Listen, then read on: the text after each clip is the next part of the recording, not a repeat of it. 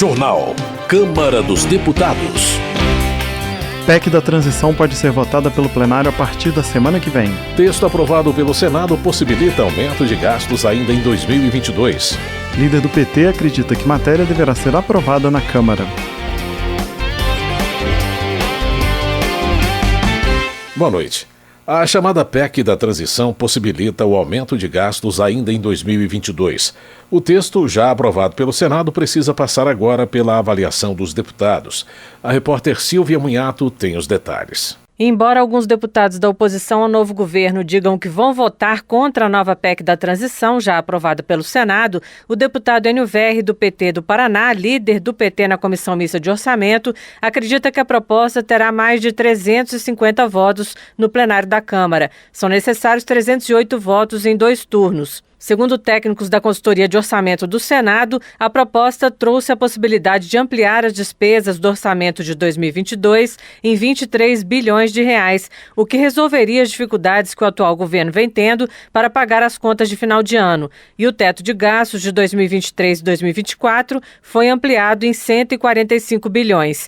O aumento das despesas de 2022 será possível porque a PEC retira do teto gastos com investimentos em valor correspondente ao excesso de arrecadação de 2021, com um limite de 6,5%. Retirando essas despesas do teto, outras podem preencher o lugar, inclusive mais investimentos. A regra se repetirá nos anos seguintes, tendo o limite de 2021 como base. No caso da ampliação do teto, a ideia é usar 70 bilhões de reais para elevar o Auxílio Brasil para R$ 600, com mais 150 por filho menor de 6 anos. Os outros 75 bilhões poderão ser usados para ampliar despesas em 2023 por meio de emendas do relator geral e das comissões permanentes da Câmara e do Senado. Só para a saúde, o deputado Enio Verri, em entrevista à Rádio Câmara, falou em 15 bilhões de reais, mas citou outros exemplos. É preciso reorganizar o Sistema Único de Assistência Social, o SUAS, para, com isso, organizar o Bolsa Família.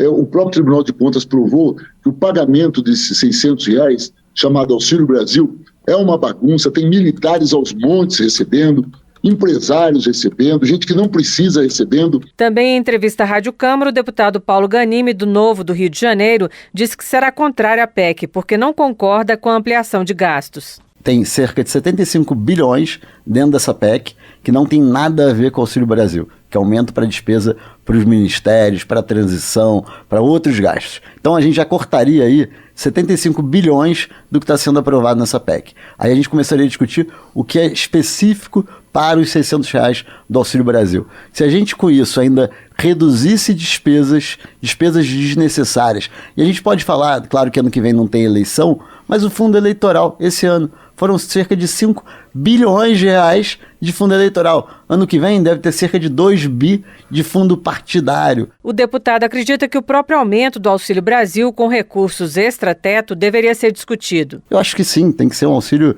digno para a população. Mas a gente tem que lembrar do valor da moeda. Quando você aumenta um auxílio no momento em que você tem inflação e gerando ainda mais inflação, na verdade o valor real desses R$600, ele deixa de ser R$600. E é isso que acontece quando a gente não tem responsabilidade fiscal. Ganimi defende a manutenção do teto de gastos atual. A PEC prevê a apresentação pelo governo de projeto de lei complementar sobre um novo regime fiscal até agosto de 2023. Para o deputado Enio Verri, o teto de gastos já deu demonstrações de que não funciona, mas garantiu que o governo eleito vai cuidar do controle das contas. Enio Verri afirmou, porém, que o setor privado trabalha com expectativas e contou que tem recebido contatos de bancos que indicam a intenção de investidores chineses e europeus em ampliar os negócios no país.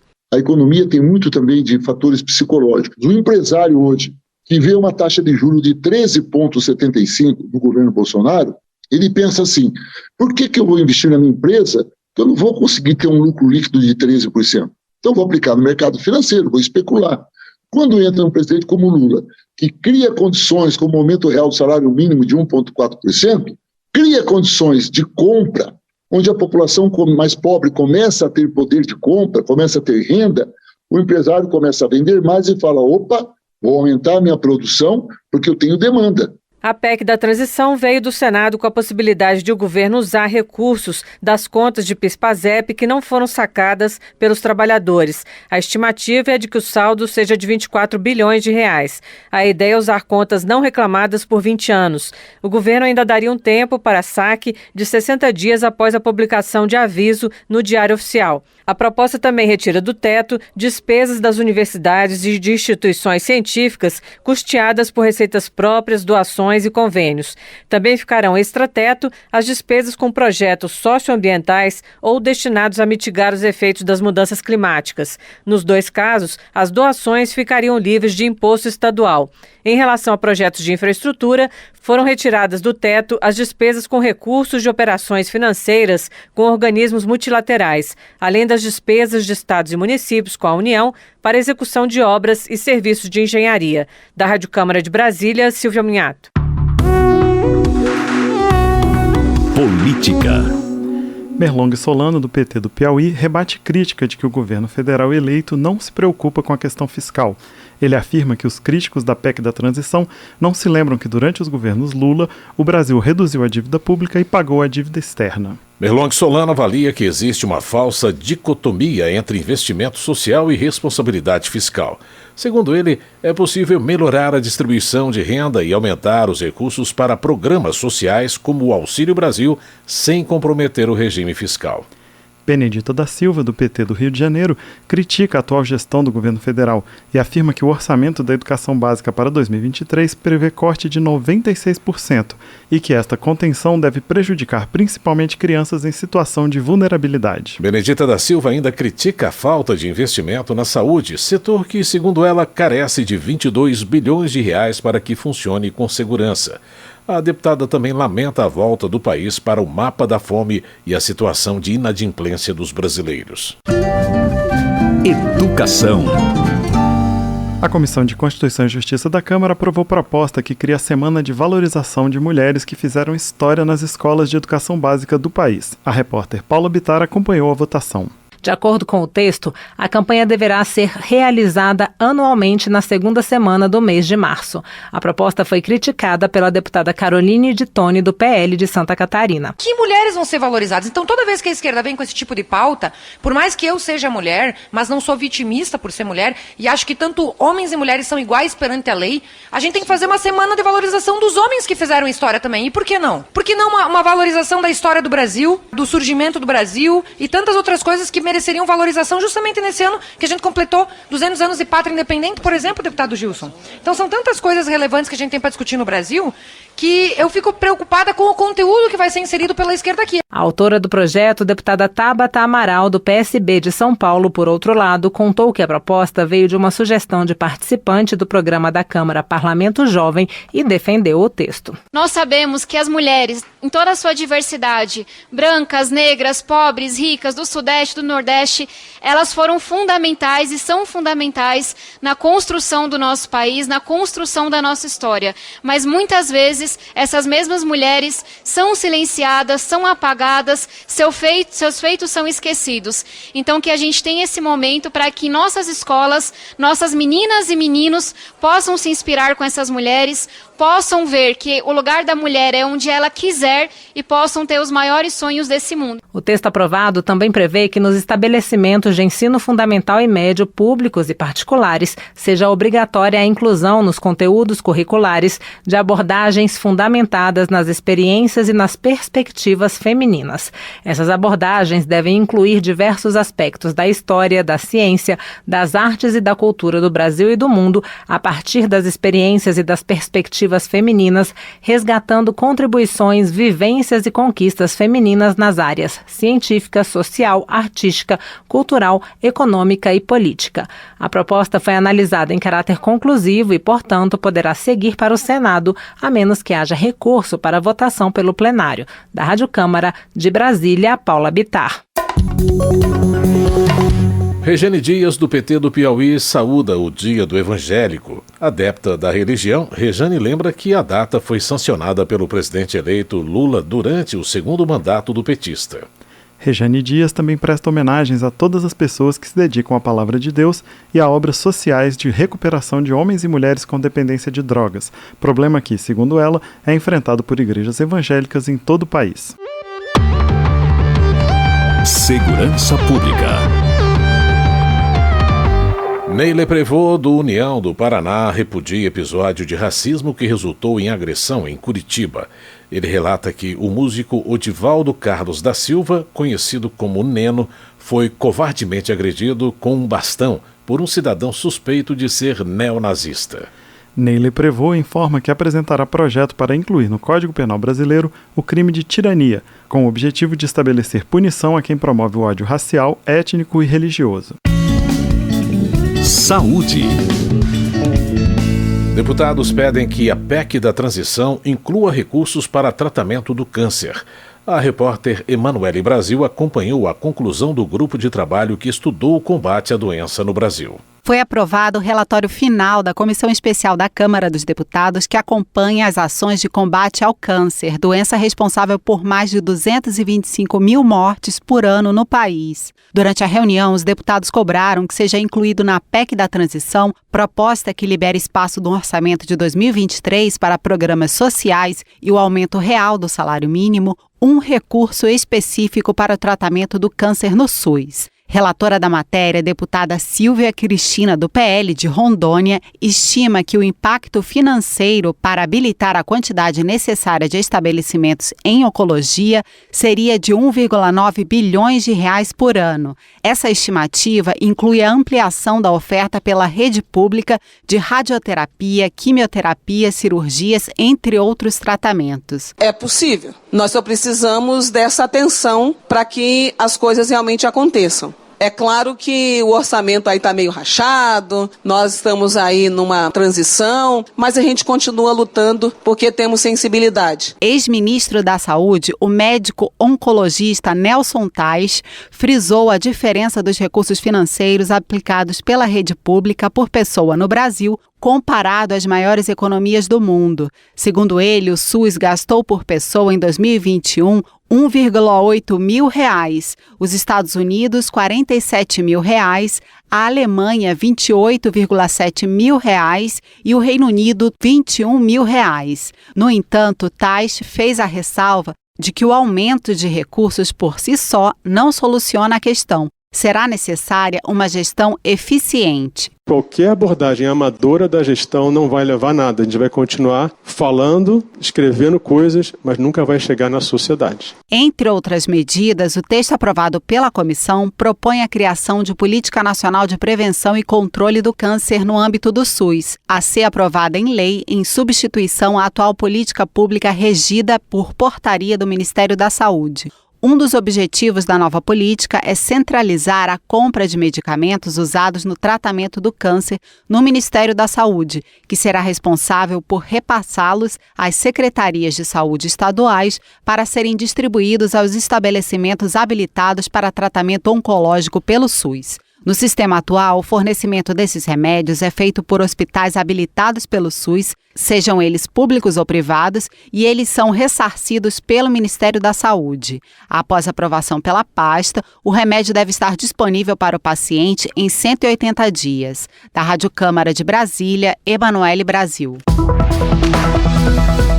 Alice Portugal, do PCdoB da Bahia, celebra a criação de comissão especial para analisar a PEC que permite usar o superávit de fundos públicos federais para pagar o piso da enfermagem. Ela espera que, em breve, estados e municípios e as instituições filantrópicas, como as Santas Casas, possam aplicar a lei. Alice Portugal lamenta que o STF tenha suspendido o piso nacional, mas afirma que a liminar foi apenas uma precaução relacionada a um pedido do setor privado. Trabalho. Fernando Rodolfo, do PL de Pernambuco, critica o projeto de lei que autoriza as agências bancárias a abrir nos finais de semana. O texto está em análise na Comissão de Defesa do Consumidor. Na avaliação de Fernando Rodolfo, a extensão do calendário de funcionamento de agências bancárias tem o propósito de privilegiar o mercado financeiro em detrimento da saúde mental dos trabalhadores bancários. Heitor Chu, do PSB do Rio Grande do Sul, lamenta que a fila de espera do INSS tenha atualmente cerca de 5 milhões de pessoas. Segundo ele, a situação mostra que a reforma da Previdência, tão defendida pelo governo Bolsonaro, não apresentou os resultados prometidos. Heitor Chu relata o caso de um agricultor que aguarda há 5 anos a efetivação de sua aposentadoria. O parlamentar também ressalta a importância do movimento sindical gaúcho na defesa dos direitos dos aposentados e pensionistas do Estado. Votação. Os deputados devem votar a chamada PEC da transição nos próximos dias, antes do recesso de fim de ano. O repórter Cid Queiroz tem os detalhes dessa e de outras propostas que podem entrar em pauta na próxima semana. Na reta final dos trabalhos legislativos deste ano, os deputados devem votar a chamada PEC da transição, que garante 145 bilhões de reais fora do teto de gastos nos orçamentos federais dos próximos 2 anos. A PEC também prevê a criação de uma nova regra fiscal, por lei complementar, que substituirá o teto a partir do ano que vem. Segundo o deputado Bacelar, do PV da Bahia, metade desse dinheiro servirá para garantir a continuidade do pagamento do Auxílio Brasil, que voltará a se chamar Bolsa Família. Essa PEC não se destina apenas a garantir os recursos do Bolsa Família, que o atual presidente, enganando o povo, disse que era de R$600 para o exercício de 2023, quando, na verdade, era de apenas R$400. Essa PEC é para garantir recursos para a merenda escolar. 14 mil jovens médicos residentes estão sem receber o dinheiro porque a CAPES não tem recursos. Essa PEC é também para garantir a continuidade da administração pública brasileira, que Bolsonaro quebrou. O deputado Domingos Sávio, do PL de Minas Gerais, é contra a aprovação da PEC. Agora querem mandar uma PEC que nela mesmo tira o teto de gasto da Constituição. Passa a ser lei complementar. Aí é o arrombo geral. E por que que isto não pode ser aprovado por nós? É em defesa do Brasil. Porque se nós quebrarmos a economia brasileira, quem primeiro sofrerão serão os mais pobres. Portanto, é falácia. Outro projeto que promete polarizar os debates no plenário é o que cria a Lei Orgânica da Polícia Militar e do Corpo de Bombeiros. Também na pauta, o projeto que institui o Estatuto Nacional de Simplificação de Obrigações Tributárias e cria a Nota Fiscal Brasil. O autor da proposta, deputado Efraim Filho, do União da Paraíba, diz que o objetivo é padronizar legislações e sistemas e reduzir custos para o governo e para os contribuintes. Ele é simplesmente substituir velhos formulários, velhos procedimentos do tempo, do carimbo e do papel, por inovação tecnológica, meios automatizados como existem hoje disponível. E isso gera um ganho enorme para o setor produtivo, simplesmente na economia de horas que hoje é preciso ser dispensada por quem produz para preencher esses velhos, obsoletos e arcaicos formulários. E os deputados podem votar ainda o projeto que altera regras nos gastos com publicidade de empresa pública. A deputada Margarete Coelho, do Progressistas do Piauí, explica. O projeto de lei não aumenta as despesas com propaganda institucional. Hoje, o percentual que as empresas podem gastar com propaganda institucional é de 2%. O projeto apenas dispensa que até 2% necessite de aprovação do Conselho. Hoje, as empresas públicas, ao gastarem um percentual de até 5% dos seus rendimentos brutos, dispensa essa necessidade de aprovação do Conselho. Outras propostas estarão na pauta do plenário desta semana. E você pode acompanhar todos os debates e votações pela Rádio e TV Câmara, pelo portal da Câmara na internet e pelo nosso canal no YouTube. A gente está também nas redes sociais. Da Rádio Câmara de Brasília, Cid Queiroz. Termina aqui o Jornal Câmara dos Deputados, com trabalhos técnicos de Everson Urani e apresentação de Marcelo Larcher e José Carlos Andrade. Uma ótima noite para você. A Voz do Brasil retorna na segunda-feira. Boa noite. Você ouviu A Voz do Brasil. Boa noite.